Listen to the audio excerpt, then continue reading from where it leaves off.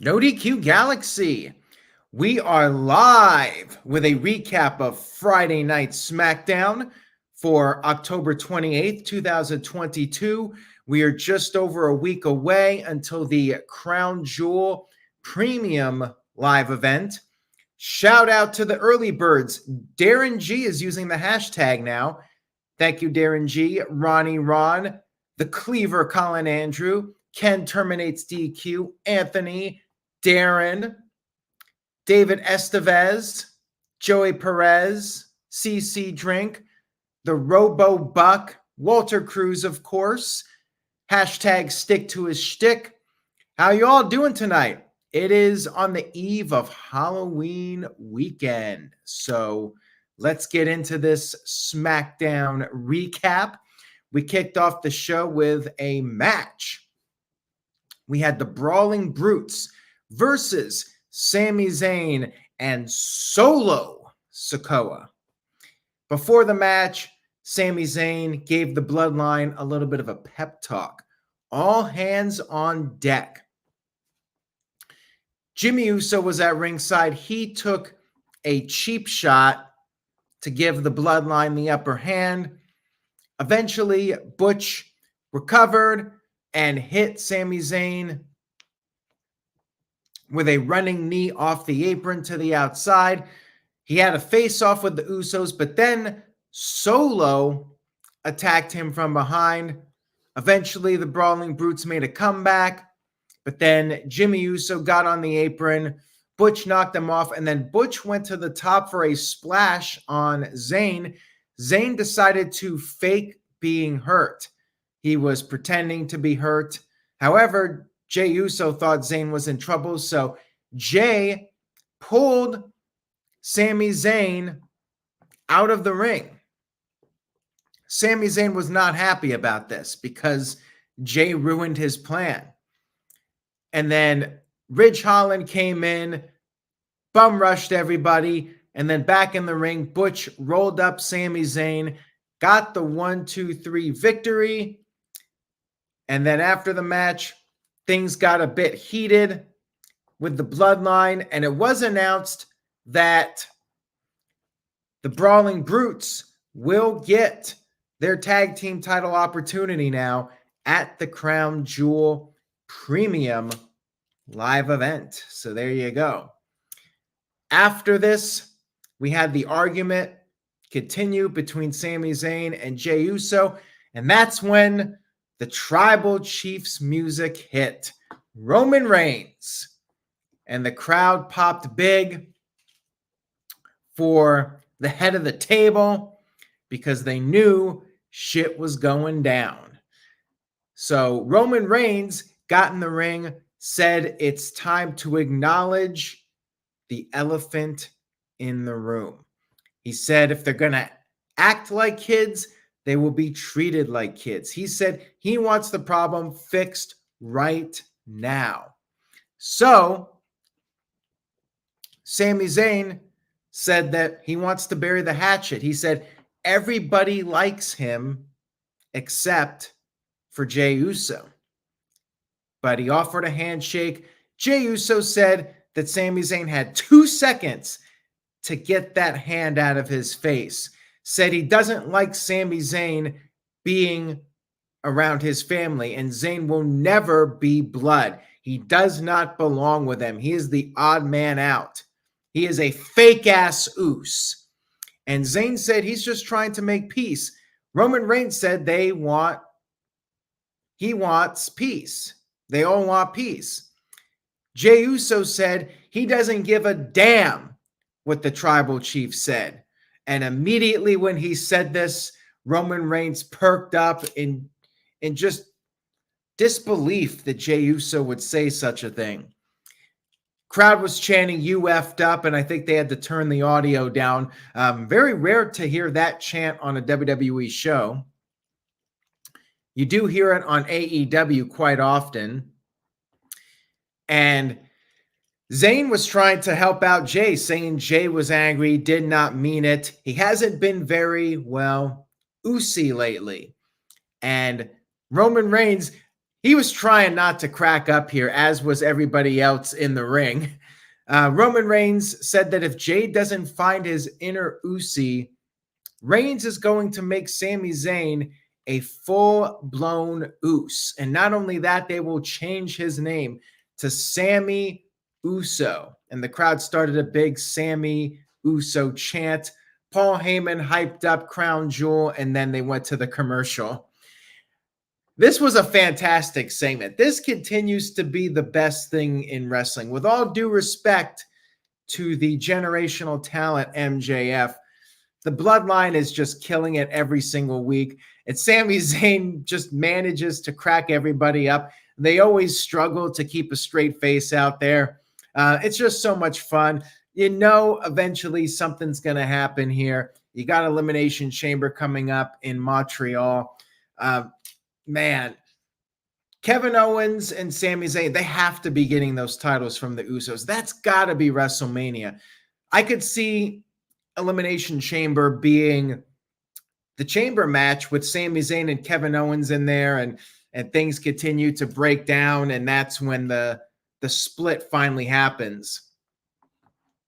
So anyways, we have some super chats here. I'll get to those before we move on to the next segment.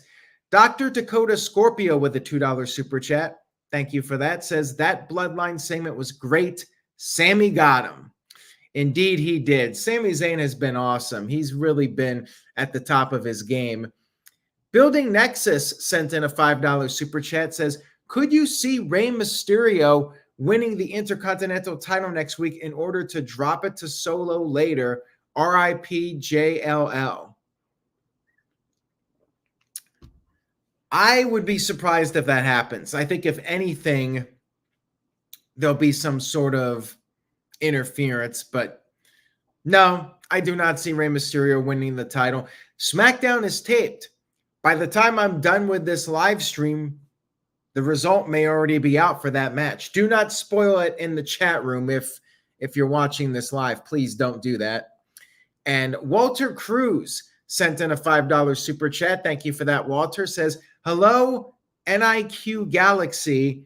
Interesting SmackDown. Roman tried so hard not to laugh. Now say yes to no DQ. Click, like, share. Hashtag stick to my shtick. We're the ones. Freddy Krueger style right there. We're the ones. Thank you for that, Walter. And Walter, I think we got to get a t-shirt for you this coming Black Friday. People have been asking about new no DQ merch. I think we have to make it happen for Thanksgiving. Anyways, now we move on here back to SmackDown. Great stuff with the Bloodline. We had another Viking Raiders vignette, and then we had the New Day versus the Maximum Male Models. Pretty basic match here, not much to say about it. Maxine provided a distraction. The Models got in a little bit of offense, but it was basically a showcase match for the New Day. They hit the midnight hour, pinned Mansoor, and, well, looks like they're building up to yet another Usos versus New Day match. Got to have like a million of them, right? Hopefully, it's just a filler match until WrestleMania when we get the real match that everybody wants to see. Sami Zayn and KO versus the Usos. Like, that's got to be what this is all leading to eventually. We had Liv Morgan attacking Sonya Deville backstage. They got into a brawl, and it was announced that for next week's SmackDown, which again is being taped tonight, pre-taped SmackDown because it's too close to the Crown Jewel event, so they did a double taping. And the results should be on NoDQ.com by the time many of you are watching this on demand. So check it out over at NoDQ.com. Liv Morgan will face Sonya Deville in a no DQ match on next week's show. Braun Strowman had a little backstage promo about Omos, and he was talking about how Omos being stronger, very much debatable. And all these clips were shown of Strowman tipping things over, ambulances, limos, so on and so forth, all that cool stuff he did. circa 2017 before they made him a joke.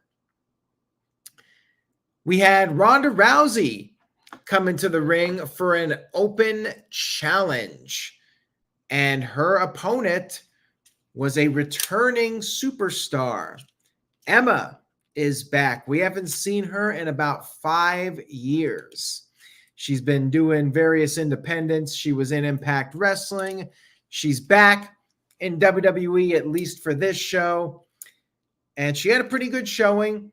Not a great crowd reaction for her. I mean, she was gone 5 years, but still, she was a big part of NXT.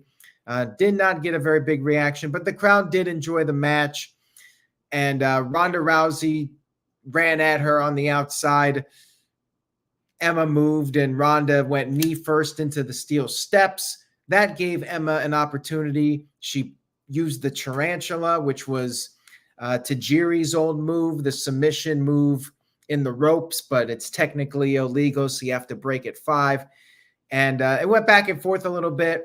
Rousey got Emma in a submission. Emma got out. Emma also got out of the ankle lock, hit a suplex, and started to build momentum. But then Rousey raked the eyes of Emma when the referee was not looking. Rousey hit Piper's Pit and then put on the armbar submission. Got the win over a very game Emma. And time will tell if she's back on a regular basis.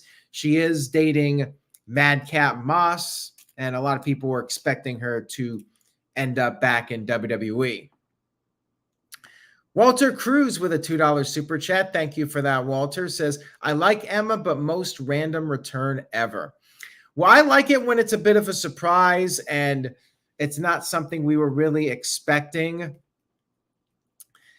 It did come out earlier in the day that she was backstage, but yeah, it was cool to see her back, and I'm fine with bringing back some people every now and then, although if you're bringing back a lot of people on a full-time schedule, you're going to have a very bloated roster, but certainly just bringing back people for even one-off matches just to see how things go.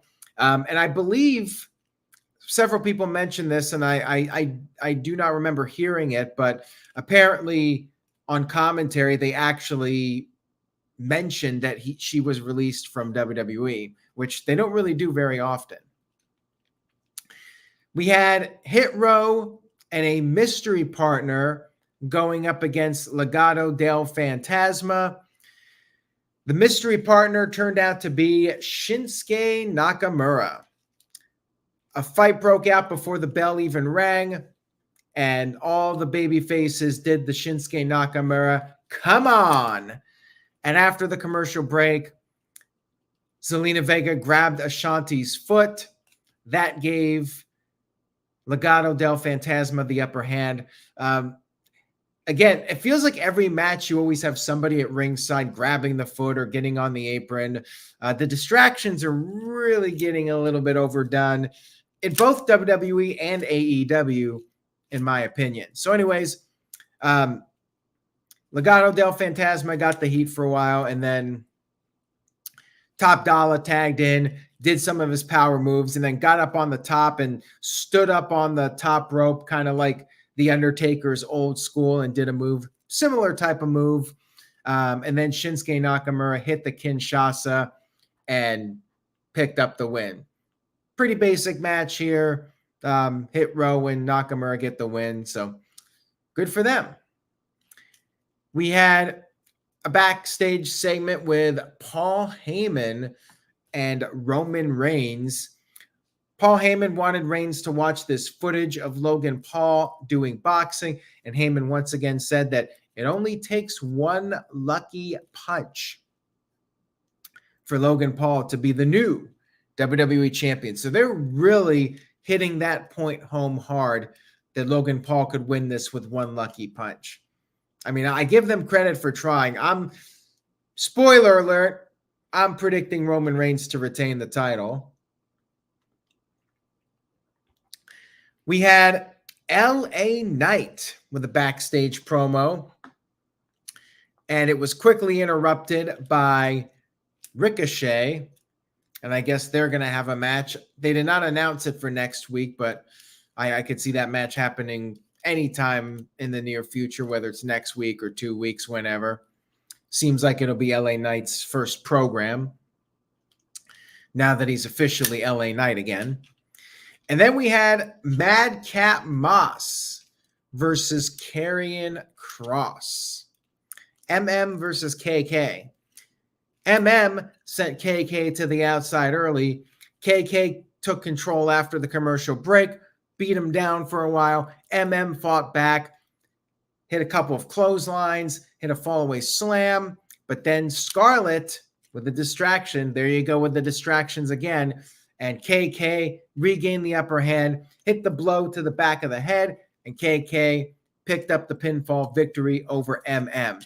Now, after the match, KK continued the attack on MM, put him in the cross jacket submission, and KK said that MM put up a much better fight than Drew McIntyre.